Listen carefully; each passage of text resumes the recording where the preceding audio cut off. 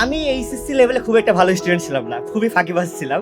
আমি বুঝতে পারতাম না কিসের ক্লাস করে, পরীক্ষার আগের দিন যে কখনো কখনো অনলাইন ক্লাস করতো না, পরীক্ষার আগের দিন কিসের ক্লাস। বাংলা পত্র তো ক্লাস করলি, বাবা কোপাই দিচ্ছি। আরে কোপাই দিচ্ছিস মানে কিভাবে, কি তুই তো পড়িসই না।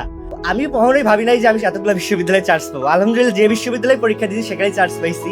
আমি এইচএসসি লেভেলে খুব একটা ভালো স্টুডেন্ট ছিলাম না, খুবই ফাঁকিবাজ ছিলাম।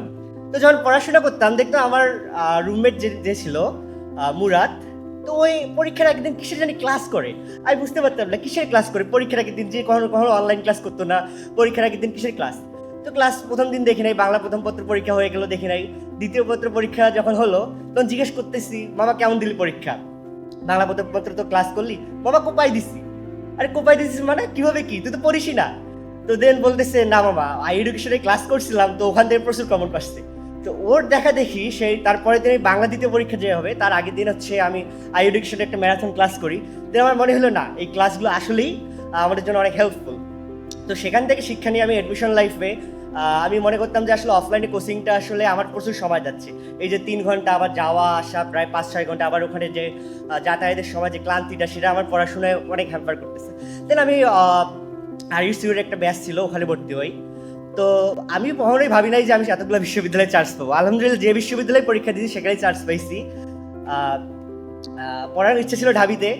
ঢাবিতে মেরিট একটু দূরে ছিল, বিধায় সাবজেক্ট ভালো হয়নি। দেন হচ্ছে আর চট্টগ্রাম বিশ্ববিদ্যালয়ে 278তম হই, বি ইউনিটে, ডি ইউনিটে 713তম। তো চট্টগ্রাম বিশ্ববিদ্যালয়ে বি ইউনিটে প্রথম চয়েসে ইংলিশ ছিল, তো ইংলিশেই ভর্তি হওয়া হয়। দেন রাবিতেও ইংলিশের জন্য কল করছিল লিখিত এক্সামের জন্য, বাট যাওয়া হয়নি আর কি। এবং বাকি বিশ্ববিদ্যালয়তে অনেক জায়গায় ইকোনমিক্স, কোথাও সোশিওলজি আসছিল, বাট আমার পছন্দ ছিল আসলে ইংলিশ, সেজন্য এখানে আসা।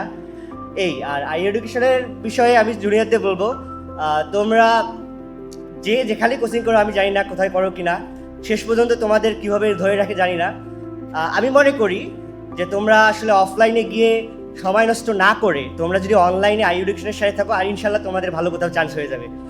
আমি অন্তত ইনশিওর করতে চাই যে তোমরা চান্স পেয়ে যাবে ইনশাল্লাহ। তোমরা আই এডুকেশনের সাথে থাকো, ভরসা রাখো, আমাদের স্যারদের ভরসা রাখো, ইনশাল্লাহ তোমরা চান্স পেয়ে যাবে। ধন্যবাদ সবাইকে।